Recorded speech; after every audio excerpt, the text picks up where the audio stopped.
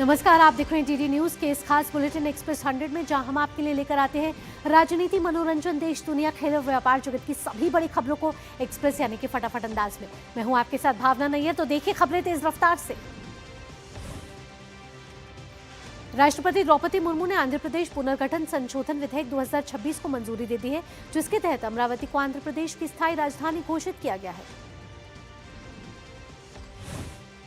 यह विधेयक लोकसभा और राज्यसभा द्वारा पिछले सप्ताह बजट सत्र के दौरान पारित किया गया था। इसके साथ ही राष्ट्रपति ने दिवाला और शोधन अक्षमता संहिता संशोधन विधेयक 2026 को भी स्वीकृति दी है। इस विधेयक के तहत 2016 में पारित दिवाला और शोधन अक्षमता संहिता में संशोधन किया गया है। सबरीमाला मामले में आज से सुनवाई शुरू हो रही है। इसके लिए सुप्रीम कोर्ट ने 9 जजों की एक विशेष बेंच पीठ का गठन किया है, जो काफी समय से रुके हुए इस मामले पर फिर से सुनवाई कर रही है। सीजेआई सूर्यकांत की अध्यक्षता वाली पीठ सितंबर 2018 के उस फैसले के खिलाफ दायर समीक्षा याचिकाओं पर सुनवाई कर रही है, जिसमें सबरीमाला स्थित भगवान अयप्पा मंदिर में सभी उम्र की महिलाओं के प्रवेश की अनुमति दी गई थी। 9 न्यायाधीशों की पीठ में न्यायमूर्ति B V Nagarathna, M Sundresh, Ahsanuddin Amanullah, Arvind Kumar, A G Masih, Prasanna B Varale, R Mahadevan और जॉयमाला बागची शामिल हैं।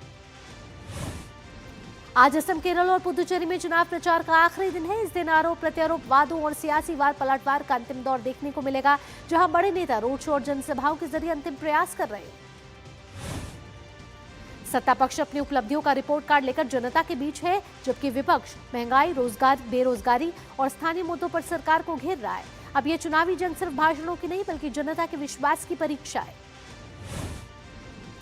तमिलनाडु और पश्चिम बंगाल में आगामी विधानसभा चुनावों के लिए नामांकन पत्रों की जांच की जाएगी। तमिलनाडु की सभी 234 और पश्चिम बंगाल के पहले चरण की 152 सीटों पर मतदान 23 अप्रैल को होगा, जबकि मतगणना 4 मई को होगी। असम चुनाव की बात करें तो आज अमित शाह, हेमंत बिस्वा शर्मा, गौरव गोगोई और कांग्रेस के बड़े नेताओं की रैली धुआंधार हो रही है। यहां आखिरी दिन है, आखिरी बार जैसी स्थिति है। गृह मंत्री अमित शाह ने असम के श्रीभूमि में जनसभा को संबोधित करते हुए कहा कि असम, बंगाल और त्रिपुरा तीनों जगहों पर भाजपा एनडीए सरकार बनने के साथ ही न केवल घुसपैठ बंद होगी, बल्कि हम चुन चुनकर घुसपैठियों को देश से बाहर करेंगे। गृह मंत्री ने राहुल गांधी पर तंज कसते हुए कहा कि जब से वह कांग्रेस के नेता बने हैं, पार्टी का स्तर लगातार गिर रहा है। उन्होंने कांग्रेस अध्यक्ष के उस बयान को भी याद दिलाया, जिसमें गुजरात और भाजपा समर्थित राज्यों को अनपढ़ बताया गया था। केंद्रीय मंत्री जेपी नड्डा जो पुडुचेरी के दौरे पर हैं। नड्डा अरिलमगु, मनाकुला, विनयागर देवस्थानम में पूजा अर्चना करेंगे। दोपहर 3 बजे एक भव्य रोड शो करेंगे, जो शिवाजी स्टैच्यू से शुरू होगा।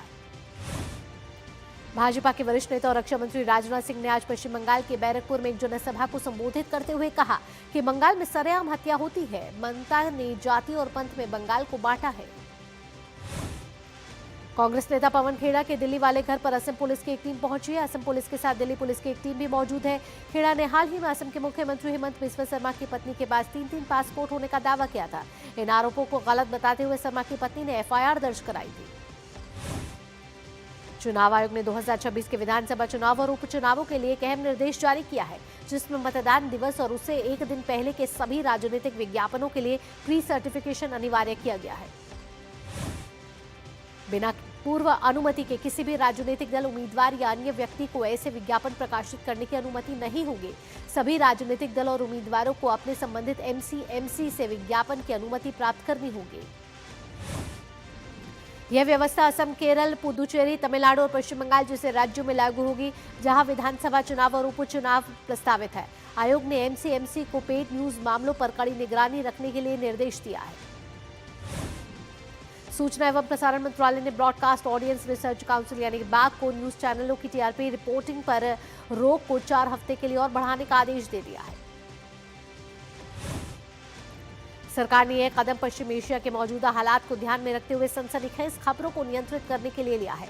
मंत्रालय का कहना है कि कुछ चैनलों द्वारा दिखाई जा रही अटकलों पर आधारित खबरें आम लोगों में घबराहट और भ्रम फैला सकती है। राज्यसभा के सभापति सीपी राधाकृष्णन और लोकसभा अध्यक्ष ओम बिरला ने सोमवार को मुख्य चुनाव आयुक्त ज्ञानेश कुमार को उनके पद से हटाने के लिए प्रस्ताव लाने वाले संबंधी विपक्ष के नोटिस को खारिज कर दिया।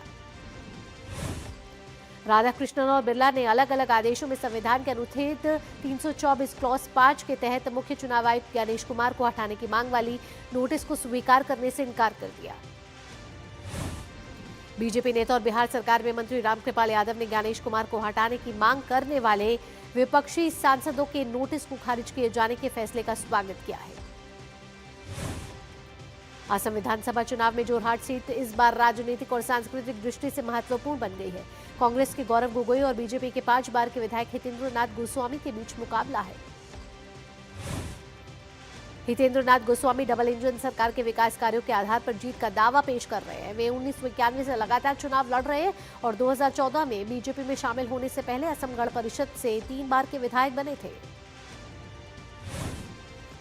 वहीं गौरव गोगोई के सामने अपने पिता तरुण गोगोई की विरासत को आगे बढ़ाने और कांग्रेस को नए नेतृत्व की दिशा में लाने की चुनौती है।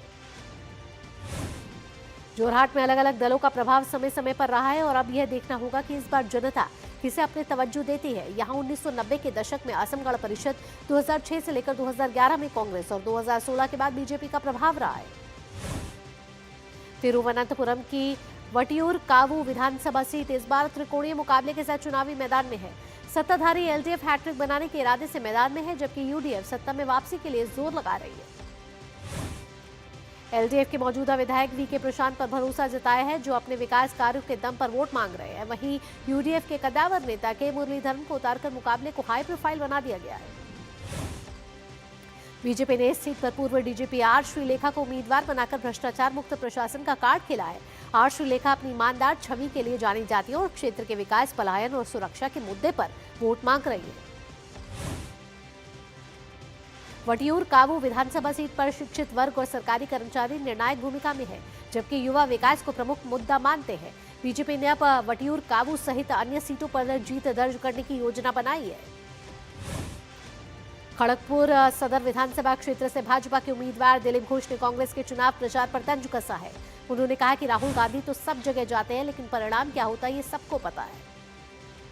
तमिलनाडु के मुख्यमंत्री और कोलाथुर विधानसभा क्षेत्र से डीएमके के उम्मीदवार एमके स्टालिन ने मयिलादुथुराई जिले के सिरकाजी टाउन एरिया में मॉर्निंग वॉक के दौरान स्थानीय लोगों से बातचीत की।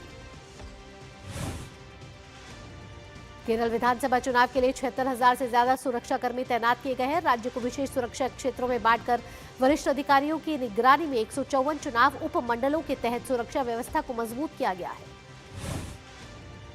28,209 विशेष पुलिस अधिकारियों समेत 76,203 कर्मियों को 30,471 मतदान केंद्रों पर तैनात किया गया है, जिनमें से 2,500 को संवेदनशील घोषित किया गया है।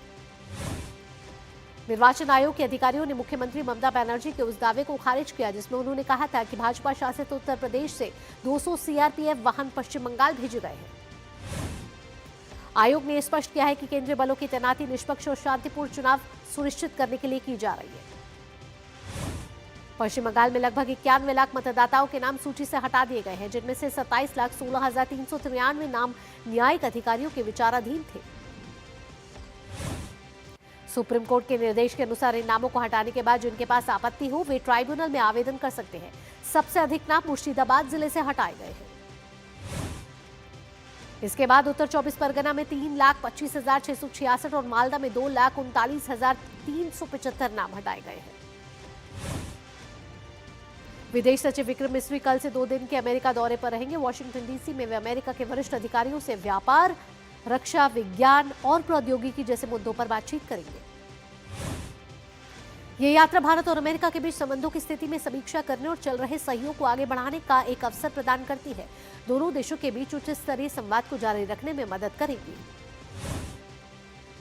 बांग्लादेश के विदेश मंत्री खलीलुर रहमान आज अपनी पहली उच्च स्तरीय यात्रा पर दिल्ली पहुंच रहे हैं। आज से 9 अप्रैल तक चलने वाले इस दौरे में वह भारतीय विदेश मंत्री doctor S Jaishankar, NSA Ajit Doval और अन्य मंत्रियों से मुलाकात करेंगे। इस यात्रा के दौरान वीजा सेवाओं की बहाली, ऊर्जा सहयोग, गंगाजल संधि नवीनीकरण और व्यापार में गैर शुल्क बाधाओं को कम करने जैसे महत्वपूर्ण मुद्दों पर चर्चा की जाएगी। प्रवासी मजदूरों को राहत देते हुए सरकार ने बड़ा कदम उठाया। पेट्रोलियम और प्राकृतिक गैस मंत्रालय ने राज्य सरकारों को 5 किलोग्राम फुल टैंक लिक्विड यानी कि एफटीएल गैस सिलेंडर की आपूर्ति दोगुनी करने का निर्देश दिया है। इसके अंतर्गत 5 किलोग्राम एफटीएल गैस सिलेंडर राज्य सरकारों या उनके संबंधित खाद्य नागरिक आपूर्ति विभागों को प्रवासी मजदूरों तक आपूर्ति करने के लिए प्रदान किए जाएंगे। यह आपूर्ति ओएमसीज यानी कि ऑयल मार्केटिंग कंपनीज की मदद से की जाएगी। अयोध्या के महबूबगंज सब पोस्ट ऑफिस से 30 लाख की धोखाधड़ी का मामला सामने आया है, जिसमें एक कर्मचारी ने रिटायर्ड कर्मचारी को मृत दिखाकर उसके फंड के पैसे गबन किए। केंद्रीय मंत्री मनोहर लाल ने कहा कि 22 प्रकार की दिल्ली में समस्या है। मल्टी एजेंसियां जिनमें तालमेल होना बेहद जरूरी है, वो तालमेल लाकर समस्याओं का समाधान निकालने की कोशिश की गई। श्रीलंका ने 30 भारतीय मछुआरों को रिहा किया है। आज से मछुआरे सुरक्षित रूप से स्वदेश लौट रहे हैं। यह कदम भारतीय दूतावास के राजनयिक प्रयासों के बाद उठाया गया है।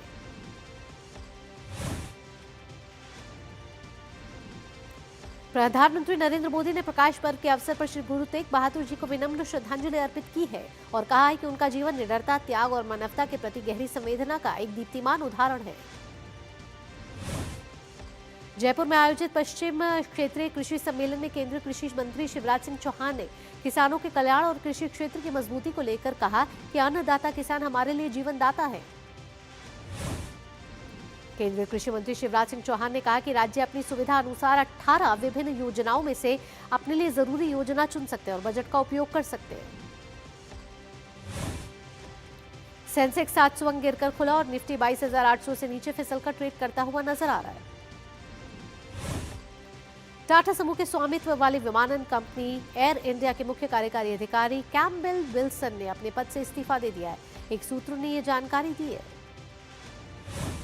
पेट्रोलियम और प्राकृतिक गैस मंत्रालय ने कहा है कि देश में बीते 5 हफ्तों में करीब 18 करोड़ एलपीजी सिलेंडर वितरित किए गए हैं और प्रतिदिन करीब 50 लाख एलपीजी सिलेंडर को घरों तक पहुंचाया जा रहा है। सरकार ने रसोई गैस की बढ़ती मांग को पूरा करने के लिए 5 किलो वाले छोटे एलपीजी सिलेंडरों की बिक्री तेज कर दी है। अब तो इसे खरीदने के लिए एड्रेस प्रूफ की जरूरत नहीं है।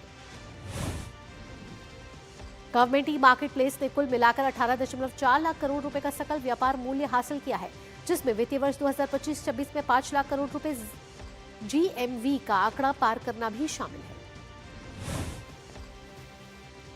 मंत्रालय ने बयान में कहा है कि यह प्लेटफॉर्म एक पारदर्शी, कुशल और समावेशी डिजिटल सार्वजनिक खरीद प्रणाली के रूप में लगातार विकसित हो रहा है, जो भारत की अर्थव्यवस्था को मजबूत करने में योगदान दे रहा है। भारत ने वित्त वर्ष 2025-26 के दौरान पवन ऊर्जा क्षमता में अब तक की सबसे अधिक वार्षिक वृद्धि 6.05 गीगावाट प्राप्त कर ली है, जो वित्त वर्ष 2016-17 में दर्ज 5.5 गीगावाट क्षमता वृद्धि के ऐतिहासिक आंकड़े को पार कर गई है। मुद्रा योजना ने देश के छोटे उद्यमियों, खासकर महिलाओं के सपने को पंख दे दी है। मुद्रा योजना ने यहाँ की महिलाओं के हाथ में सिर्फ हुनर ही नहीं, बल्कि उस हुनर को बाजार तक पहुंचाने की ताकत भी दी है। खान मंत्रालय ने खनिज रियायत नियमों में संशोधन अधिसूचित किया है। इससे खनन पट्टे के आसपास के क्षेत्र और उससे जुड़े खनिजों को शामिल करने का मार्ग प्रशस्त हुआ है।